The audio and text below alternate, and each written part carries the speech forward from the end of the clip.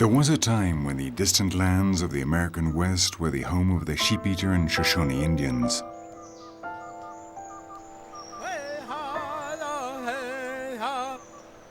For them, the ground on which they walked was sacred, and it was their duty to preserve it precisely as they had received it from their forebears, because it was a heritage to be transmitted intact to future generations.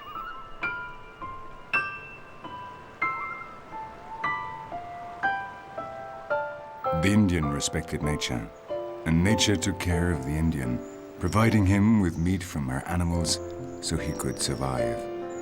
And before each hunt, the men asked the spirits of the animals to once again allow them to kill in order to live.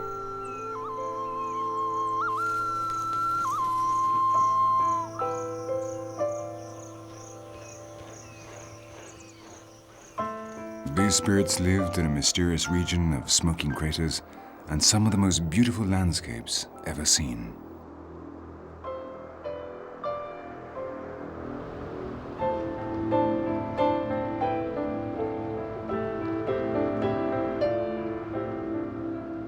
But this time was past. From the east came tribes of a different race, a white race, who wanted to possess this exceptional land. And for them, the land was simply a way to make profit. Soon, the wildlife would pay the consequences. There was uncontrolled hunting of hundreds of species in order to use their skins, or simply for pleasure.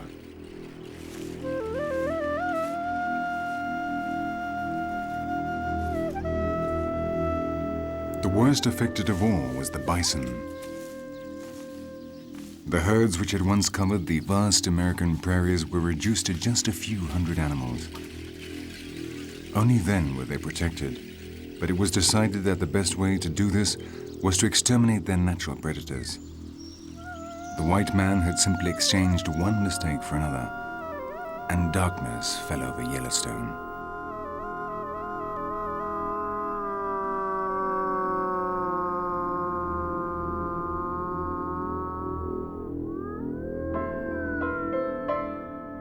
To save this land, man would have to return to the spirit of life which ruled here before they arrived. The spirit of Totonka.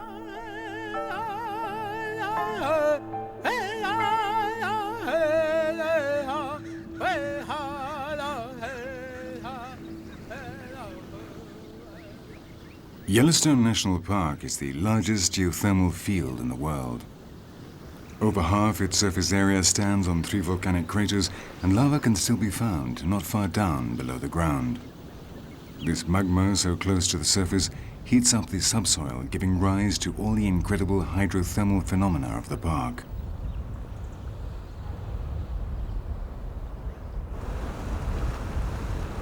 The underground water heats up, and when it reaches boiling point, escapes to the surface. If it does so in a constant manner, it forms fumaroles. But if there is a chamber in which the water collects, gases form, pressure builds up, and eventually the water is forced out, creating impressive geysers up to 60 meters high.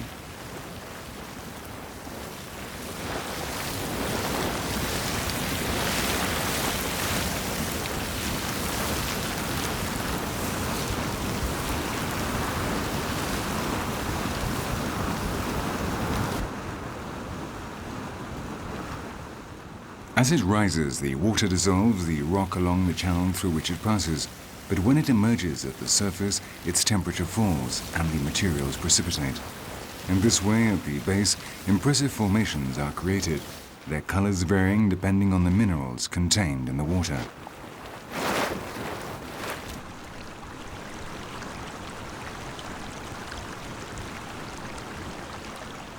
The strange landscape and the sulphurous smell of the waters led the native Indians to believe this was the dwelling place of the spirits.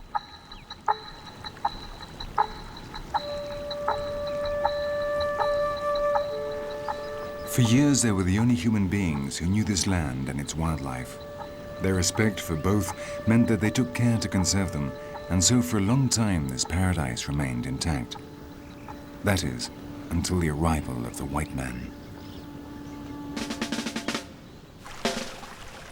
In 1807, this situation changed. John Coulter, an old trapper looking for new hunting grounds, stumbled upon the dwelling place of the spirits. On his return, he told everyone he had been to a place where smoke rose up from the earth. The rocks spewed out torrents of boiling water, and the prairies were covered in herds of herbivores. No one believed this spinner of yarns, and John was taken for a madman.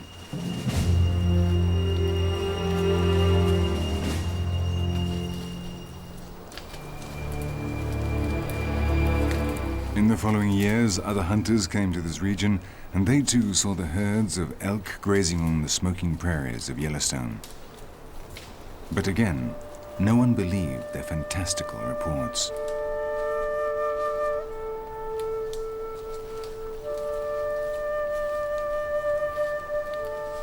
The wildlife would enjoy another 63 years of peace until 1870.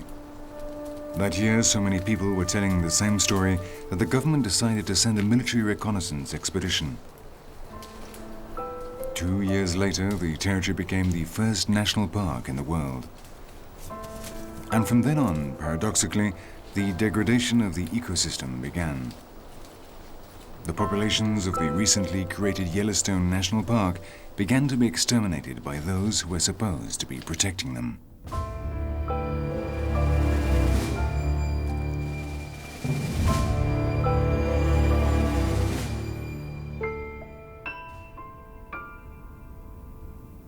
The history of the park has not been an easy one. From the start, commercial interests proved stronger than the need to protect its flora and fauna. Only after many years and many serious mistakes was the situation corrected.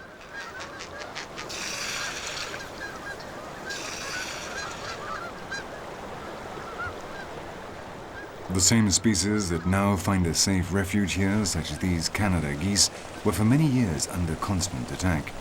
Hunting was widespread. There were no limits on tourism and no controls on waste.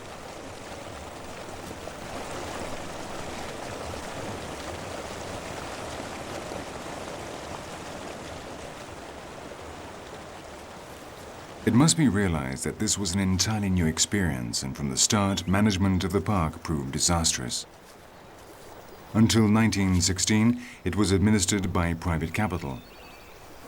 That year, it finally passed into public hands, but it was not until 1960 that the local flora and fauna won the battle against purely tourist interests.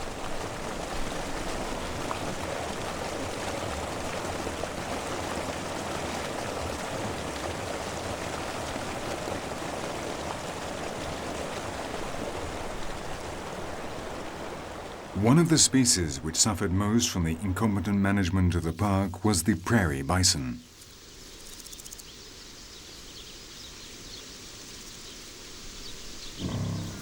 Before the first colonists came to this land, the total population of bison living in North America was around 70 million. By 1750, this had already been reduced to 40 million, and at the start of the 20th century, only a few hundred remained in the wildest regions of the American West. In 1902, there were just 23 bison in Yellowstone, despite the fact that it had been a national park for 30 years.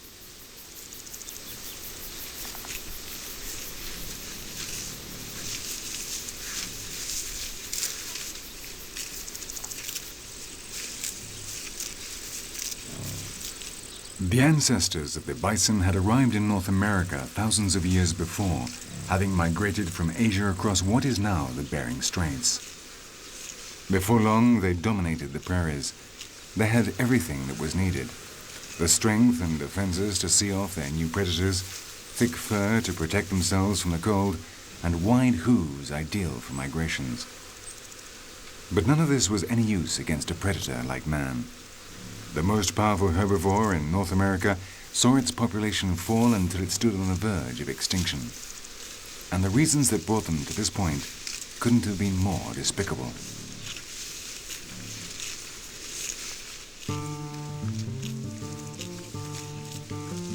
As the state did not have the money needed for the new national park, it handed over its administration to Joe Koch, a railway magnate from the North Pacific who began construction of a railway line to carry tourists to Yellowstone. But this railway line had to pass through Indian territory.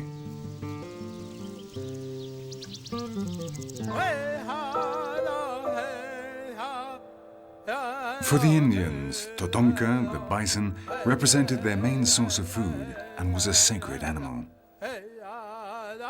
They followed them on their annual migrations, and before each hunt they danced around the fire and asked the spirit of their benefactor for permission to take the meat and hides that would allow them to survive another year.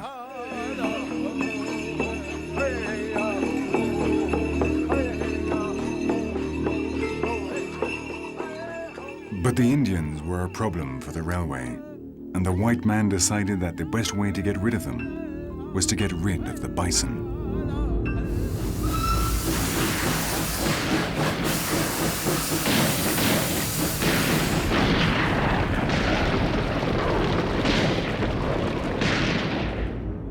Thus began a massacre which lasted 30 years and which almost wiped out the species. When, having almost decimated the bison population, the government finally understood the need to preserve them. And it was the wolf who had to pay the consequences.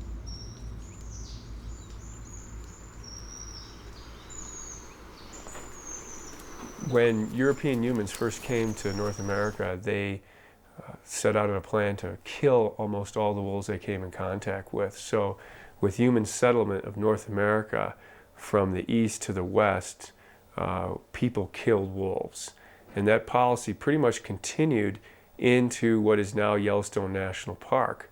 Yellowstone was established in 1872, and the last wolf was killed in Yellowstone in 1926. So it was the policy of the American government at that time to kill all predators, especially wolves. So what the end result was is that wolves were wiped out from about 98% of their former range. The only places they were left in North America by the 1950s was northern Minnesota, northern Canada, and Alaska, and they were greatly reduced there as well. The only thing that protected them from complete extermination in those regions was that there were so few people, and killing all the wolves was very difficult because it was over such a vast, vast area. But wolves were completely wiped out from Yellowstone National Park.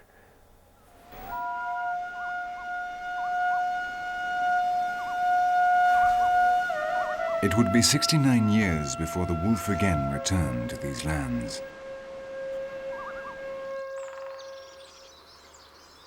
For decades, the policy of those in charge of Yellowstone was to favor the large herbivores, the species that most impress tourists, over their natural predators. And so, coyotes, pumas, and bears were indiscriminately hunted, in some cases eradicating them entirely from the park.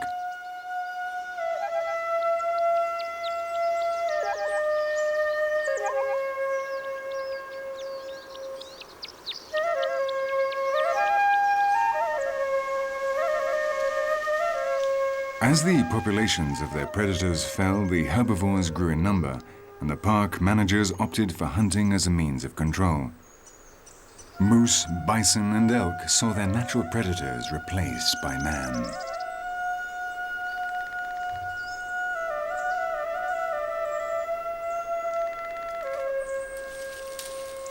It was only in 1972 that the park managers decided that nature should be allowed to impose her own methods of control. Finally, Yellowstone had returned to its origins and could regain the wealth and variety of fauna it had once possessed.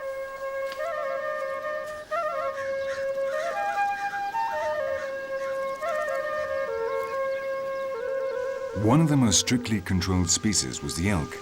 As it was so abundant, it was accelerating erosion in some parts of the park. However, once hunting of its predators had been prohibited, the population stabilized. Today, there are around 15,000 of them in winter, which due to migrations can rise to 30,000 in summer.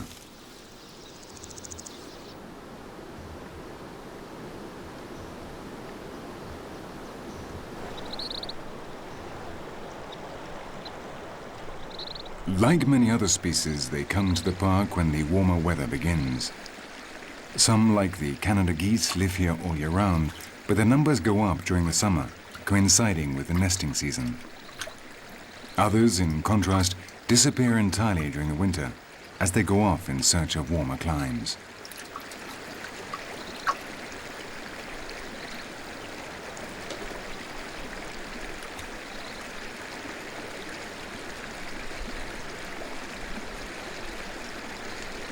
One of these species has just arrived in the park.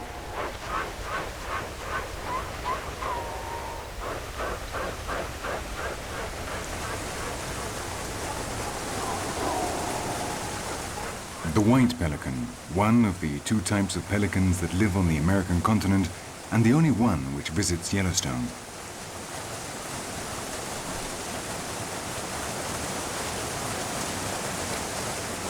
The white pelican lives by the sea, but unlike its relative, it chooses to build its nest along the fresh waters of the rivers.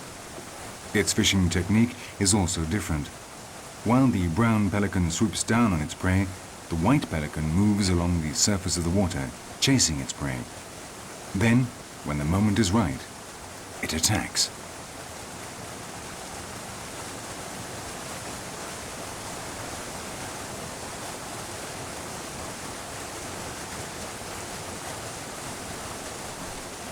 Like every year, they have come here from the coasts of Florida and Baja California.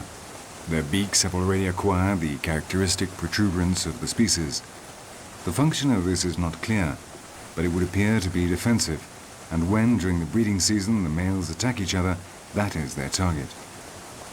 When the eggs have been laid, they are no longer needed and drop off. It is an identifying mark that lasts during their time in Yellowstone.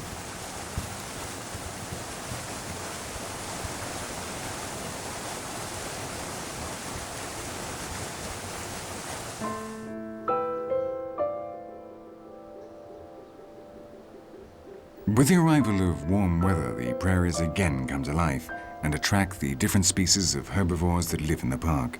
After a harsh winter spent deep in the forest, the mule deer come out in search of the warmth and fresh food.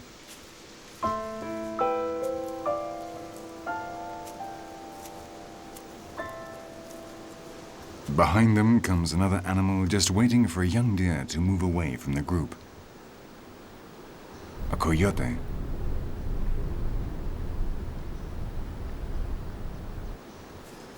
The fawn has realized it's being pursued and rapidly runs for safety. The predator now has no chance, and so he decides to leave and look for other victims.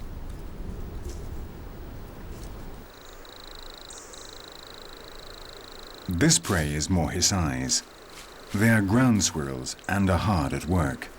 The ground is full of seeds, and they have to gather as many as possible before the winter arrives.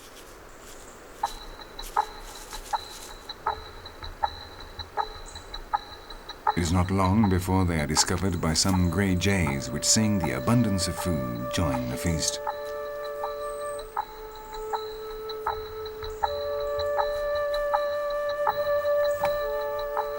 There's enough for everyone, so there's no need to fight.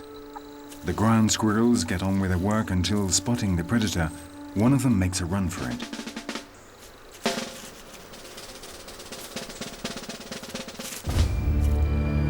The other one will wait until the last minute before scrambling into its burrow.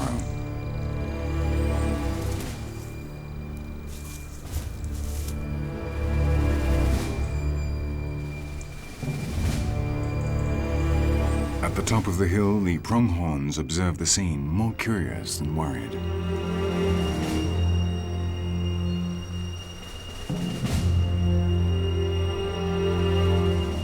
It seems like everyone is now aware of his presence, so the best thing is to leave.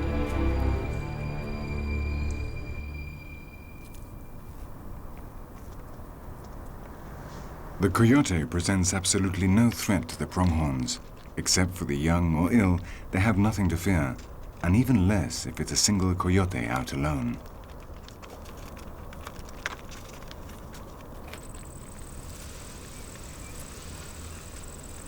In summer, they live in scattered groups, but in winter they form large herds in search of pasture. The least sociable are the males, who live isolated in territories which they periodically mark. To do this, they rub their heads against the vegetation or scratch the ground with their claws and leave their feces as an identifying mark.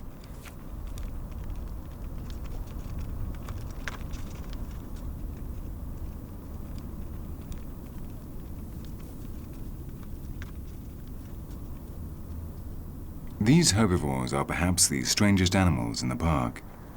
They replace their horns every year, but these do not simply fall off.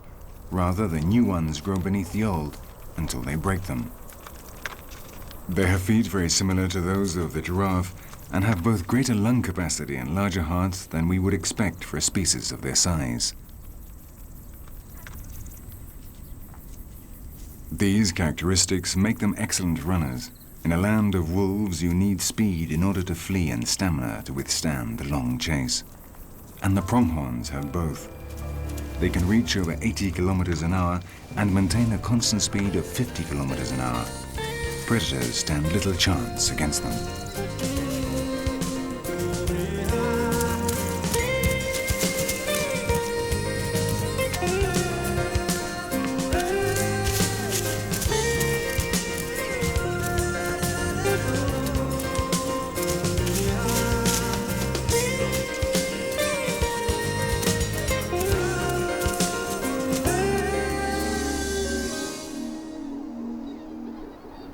As the summer advances, the air fills with strange sounds.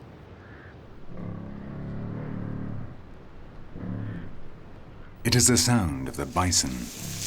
One after another, the old males abandon their solitary life and join the different groups of females grazing out on the prairie. The breeding season has begun, and it is time for the males to gather their groups of females.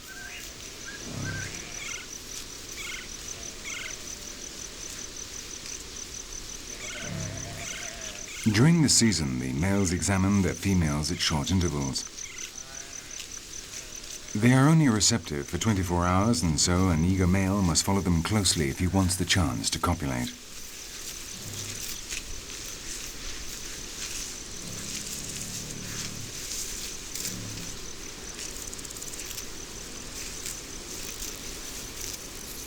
After the mating season, the group breaks up. They will not come together again until they return to the lower regions of the park, where they will spend the winter in the shelter of the forests.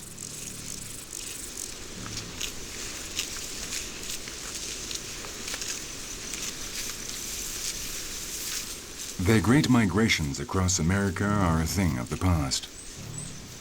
Today, man has fenced off their former grounds, and any that attempt to leave the national park are captured or killed. In the region around Yellowstone, there are many large cattle ranches, and the owners are frightened the bison will transmit brucellosis, a disease prevalent among the park population.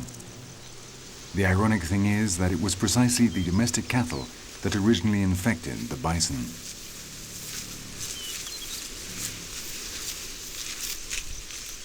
In the winter of 1996, 1,100 bison were killed for this reason, and every year this slaughter is repeated.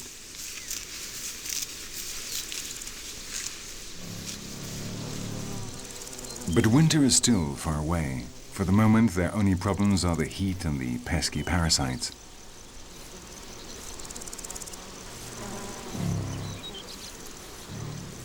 Fortunately, the bison have now lost their winter coats, and except for the mane, their bodies are covered in just a fine layer of hair. An ideal carpet for the birds that choose these herbivores as their lookout points.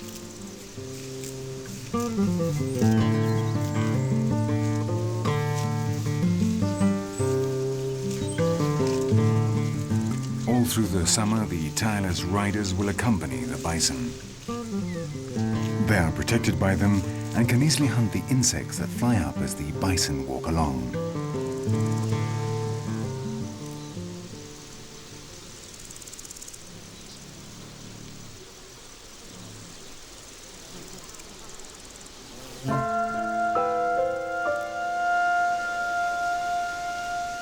The first yellow leaves announce the arrival of autumn. The animals must prepare for the harsh winter, which will soon set in. Little by little, the temperatures fall and the days become shorter, announcing the coming freeze.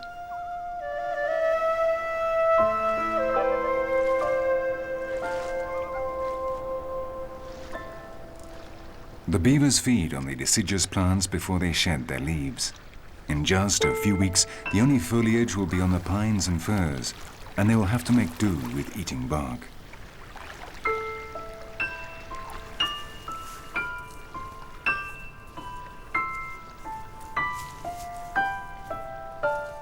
While one family member is feeding, its mate collects branches in the area.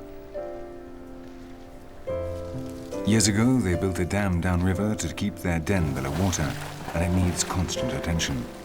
Every day, they have to check it and repair any damage. There'll be plenty of time to eat later.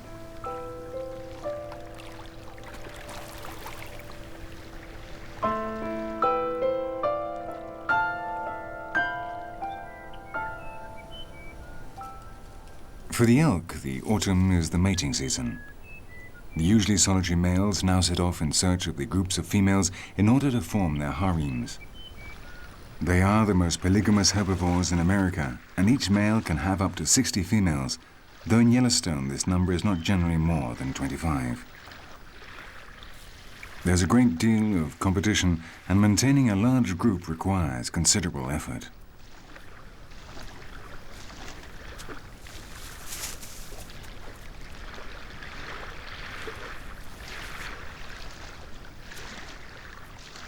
The groups will remain together until November. Then males and females will separate and head off to the winter grounds further north.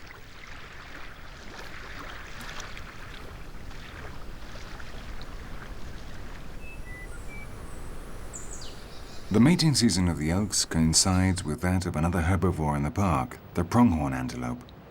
At the start of autumn, the males become more active. They have to check their territory and renew their markings.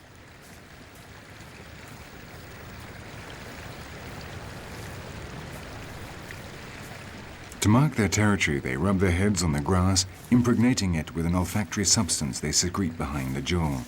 Males and females will recognize the smell and know what to expect if they dare to enter.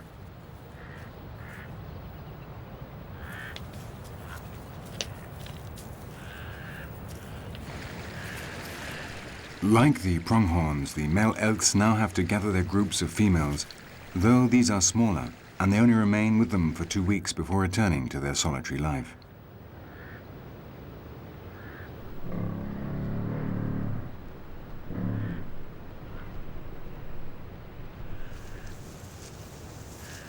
For the bison, who have already mated, this is a quiet time of year, though this quiet is relative if you live in a land of wolves.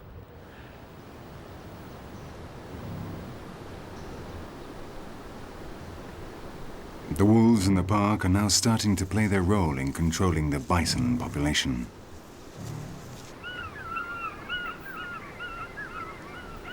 The wolves' primary prey is elk. About 90% of what wolves eat in Yellowstone National Park is elk. However, they are learning how to take bison, and bison may be the most formidable prey for wolves in North America. Bison can go up to be 2,000 pounds. They are very large, and if they stand their ground to a wolf, they won't be killed. So if a wolf has got a choice of whether to kill a bison or an elk, they typically take an elk. However, in some places in Yellowstone, in wintertime, all of the elk migrate out of the area, and bison stay behind. So some of our wolves are learning how to kill bison. And this is a very, very hard thing to do. So they have to take the young bison, or they have to take bison that are weakened by winter. In other words, their nutritional stress is high enough, or the snow deep enough, that the wolves can take advantage of that and kill them. So the number of bison being killed by wolves has gone up in the last 2 years because wolves are learning how to kill this very difficult to kill prey animal.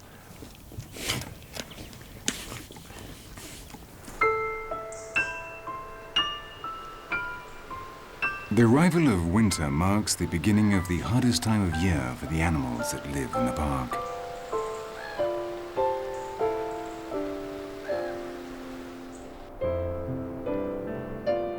The extreme conditions have forced the bison to move from the prairies to the lower areas. Some years, minimum temperatures of 50 degrees centigrade below zero have been recorded in Yellowstone.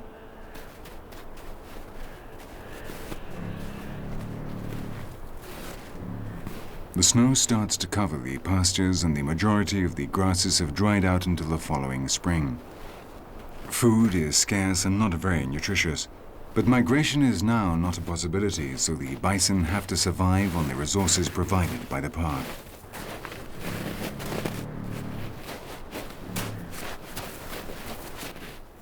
Their groups, which had dispersed after the mating season, are now forced to come together again on the scarce pastures in the northern area of Yellowstone.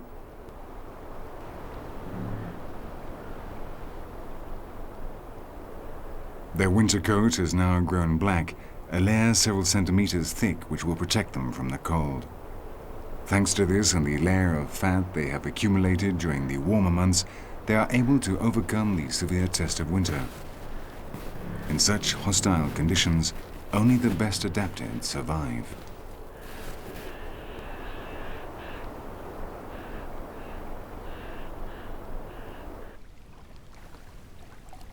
Meanwhile, the beavers continue with their never-ending task of repairing the dam. If they left it during the winter, it would develop leaks, the level of the water would drop, and the entrance to their dens would be exposed precisely at the time the predators are at their most hungry.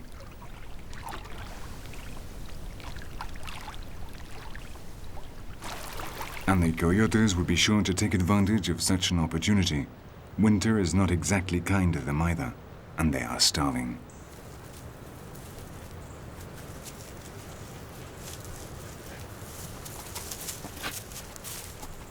With the arrival of the cold, many of their prey are hibernating or have migrated, so there is little food, and they have to travel many miles in order to find it. However, the coyotes do have one very special weapon. Their sense of smell is so acute that they can detect rodents moving around in their burrows.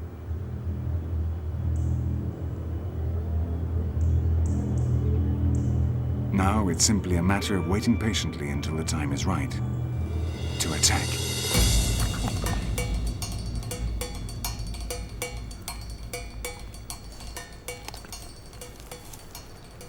The mole tries to escape in vain. Its fate is decided. But that's hardly enough to satisfy an empty stomach. The couple need more food and will have to look for a larger victim.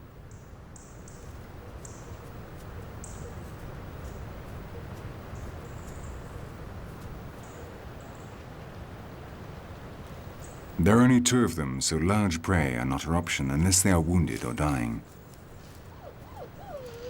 But in winter, many herbivores die from cold or hunger, or are brought down by other predators, and the coyotes are quite happy to turn scavenger.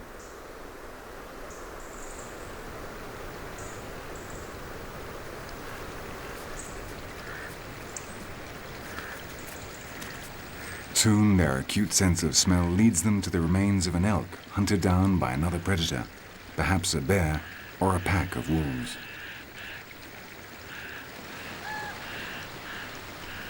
While one of them eats, the other remains on the alert nearby. The same predator that killed the elk might still be around and could attack them.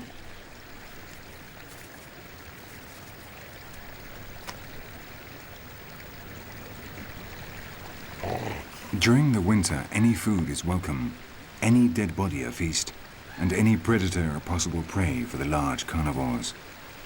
No one is safe in Yellowstone when the wolves and the bears are hungry.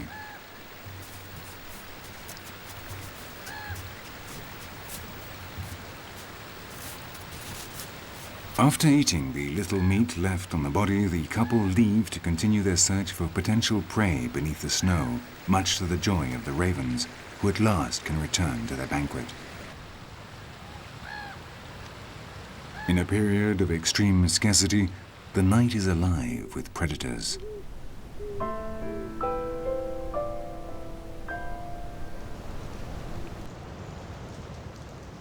The moose come out at dusk in search of pasture. Soon the layer of snow will be so thick it'll be impossible to reach the vegetation. and they will have to feed on the leaves of the fir trees. In Yellowstone, the snowfall is so heavy, in the valleys it is often over 3 meters deep, and in the higher reaches over 10.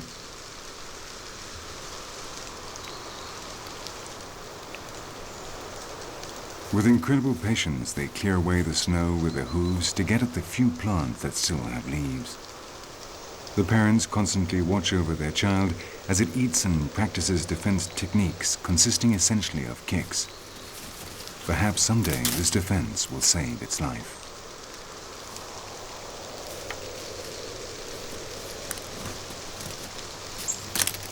Suddenly, a noise alerts them to the presence of predators. There are wolves in the vicinity.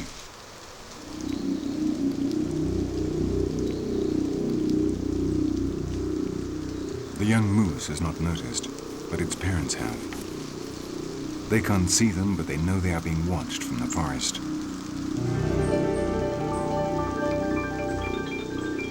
But there'll be no hunt.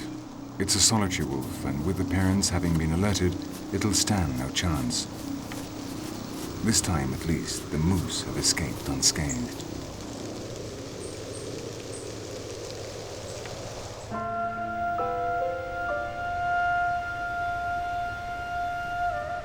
Winter passes, and with the spring come the first sunny days of the year.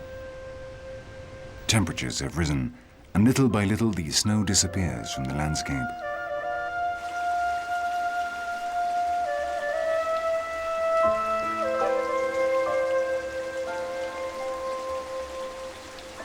The pastures again see the light, and the prairies are soon filled with hungry bison.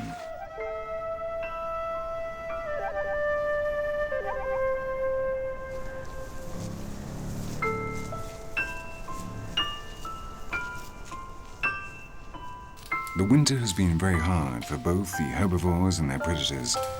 In this region, neither grizzly bears nor black bears hibernate. Both have to survive on the rare animal they are able to hunt down, and above all, whatever they manage to steal from the wolves and pumas. This practice has become so common that in winter some bears follow the packs of wolves in order to grab anything they hunt down.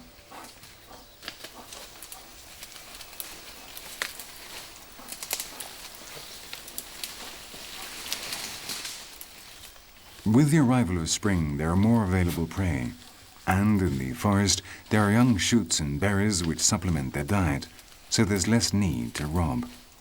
Now they are the hunters, and it is the others who try to steal their prey from them.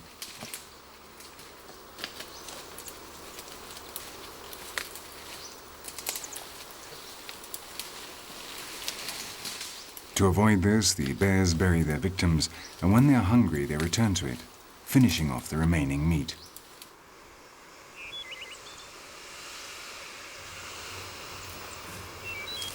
This bear called an elk the night before and has returned to continue his banquet. Burying the animal will hide it from sight, but the smell is carried in the air and alerts the scavengers. Moreover, just as the bears follow the wolves, there are others that follow the bears in order to discover their hiding places. And that is precisely what this coyote has just done.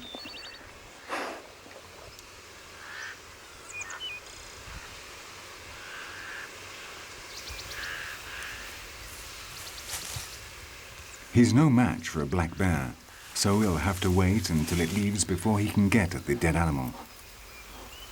But he's hungry. There's very little meat left, and the coyote takes a risky decision.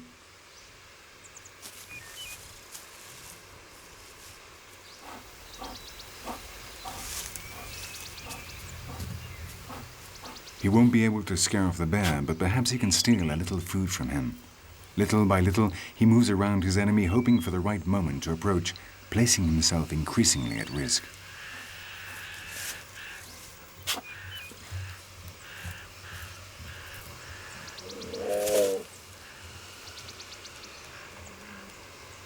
The warning has been more than enough for the coyote, and he decides to move off. The bear in turn decides he's eaten enough for the moment, and again buries the dead body.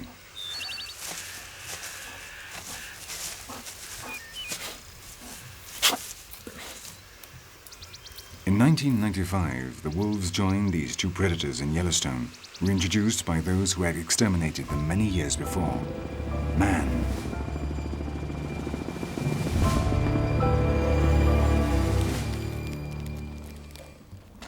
"14 wolves were brought from Canada and 17 more the following year. Each wolf was weighed, measured and examined to check its state of health, and each one was fitted with a radio transmitter to monitor its movements. Yeah, 102.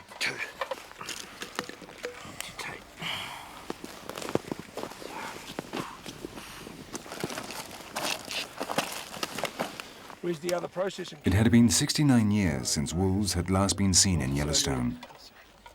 The ecological niche they had left had been partly occupied by the coyotes, but the idea was now to return to the natural situation, that of the ecosystem before civilized man had attempted to impose his laws on nature.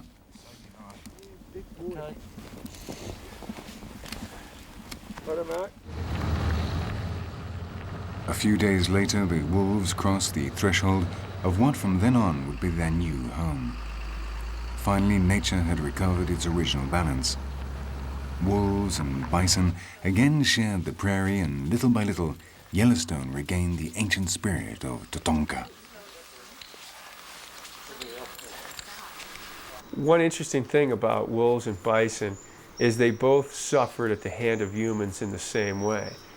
Bison were eliminated from most of North America, and so were wolves. So even though they may seem to be mortal enemies, they are in company with one another in terms of their eradication from the North American continent. Bison were almost completely eliminated from Yellowstone National Park, and in the early part of the century, there were only 12 bison left. And keep in mind that wolves were eliminated from Yellowstone by the 1920s.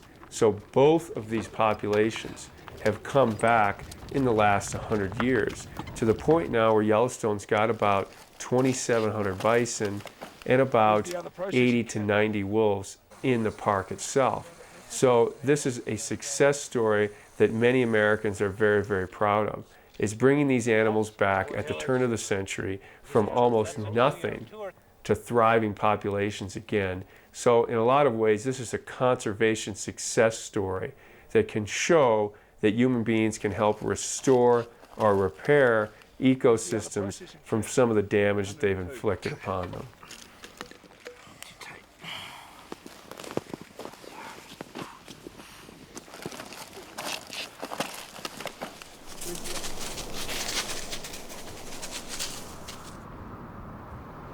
Reintroducing the wolf was not an easy task. Yellowstone lies in a region where cattle rearing is very important, and the ranch owners put up strong resistance to the return of the animal they considered their worst enemy.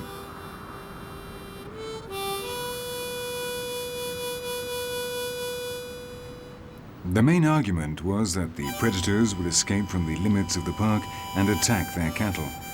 In fact, the project itself envisaged that the wolves would kill around 20 cows and 70 sheep a year, and the cattle ranchers did not like this at all.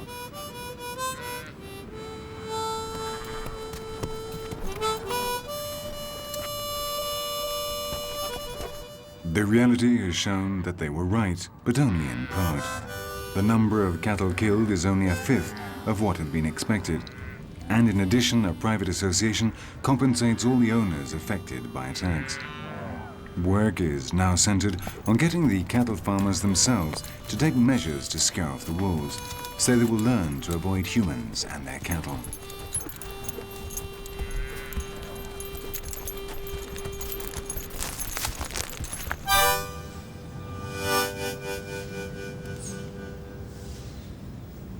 For the rest of the local population, however, the wolves present no threat. The majority of them earn their living from business related to nature or the national park. For them, the presence of wolves in the area means more tourism and so greater income.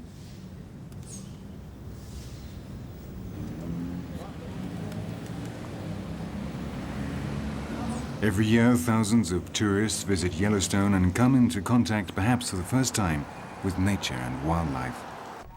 Thanks to them and many others, it was possible to reintroduce the wolf. Popular pressure was the only thing capable of mobilizing politicians too afraid to take action.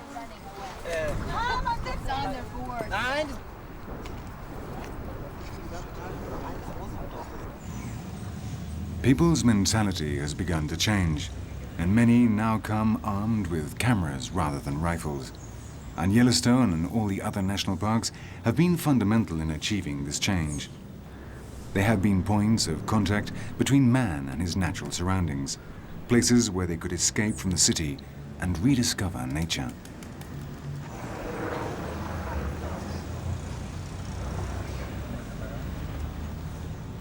Today we can see images that would have been unthinkable just a few years ago. The bison approach humans showing no fear, or calmly scratch themselves while people bustle around them taking photos.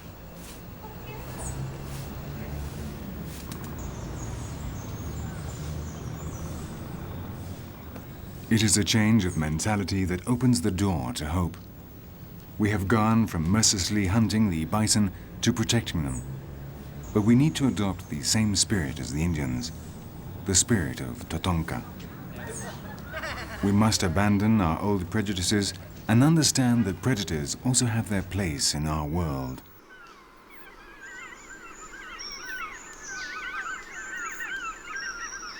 Wolves are a challenge to people. Wolves require big areas to live in, and wolves kill for a living. And this immediately puts them at odds with people. In fact, worldwide, wolves may be one of the more difficult animals for people to coexist with. But I think it's important that humans take a hard look at what they're doing to the planet. Humans dominate Earth, and we have taken over everything. We've got to think about giving something back to some of the animals that were here before we were. Indeed, giving something back to some of the animals that are hard for us to coexist with. I think wolves should present a challenge to human beings that we've got to set aside land, we've got to have management practices that allow these animals to thrive in some places.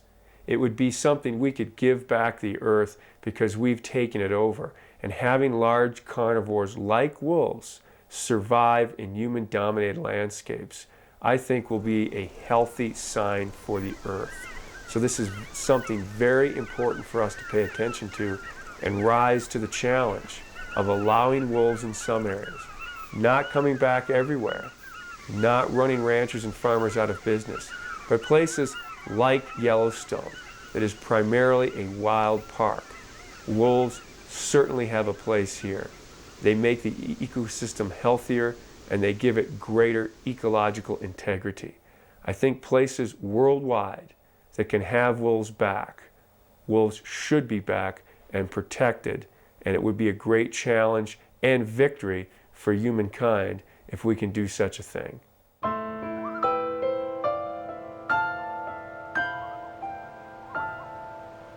The day that man starts respecting the wolf rather than fearing it will mark an enormous step forward in the defense of our ecosystem.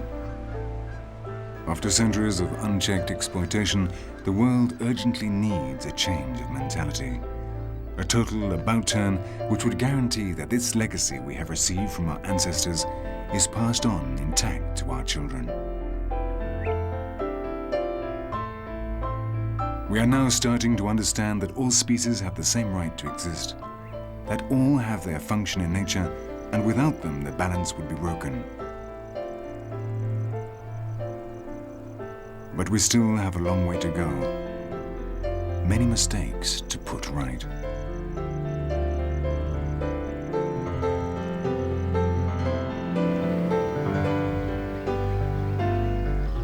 It has taken us almost 2 centuries to understand something the native Indians already knew before the white man invaded their land and decimated its wildlife.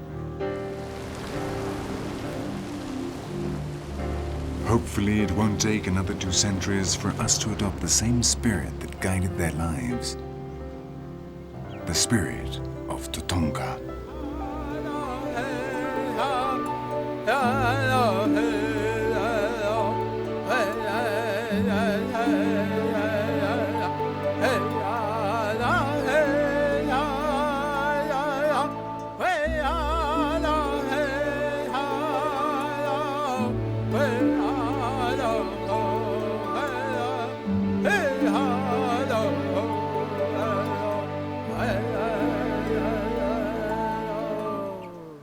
Hey,